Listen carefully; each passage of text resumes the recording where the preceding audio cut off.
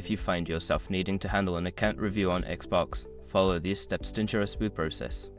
This guide will help you understand the necessary actions to take. Step 1. Access your account. Log into your Xbox account using your credentials. Make sure you are using the correct email and password associated with your account. Step 2. Navigate to account settings. Once logged in, go to the account settings section. This can typically be found in the main menu or under your profile icon. Step 3. Review notifications.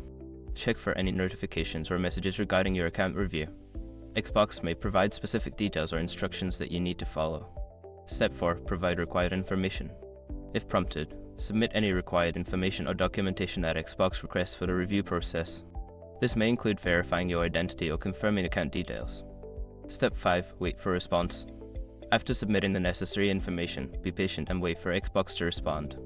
They will review your account and notify you of the outcome via email or through your account notifications. In conclusion, handling an account review on Xbox can be straightforward if you follow these steps carefully. Make sure to keep an eye on your email for updates and respond promptly to any requests from Xbox.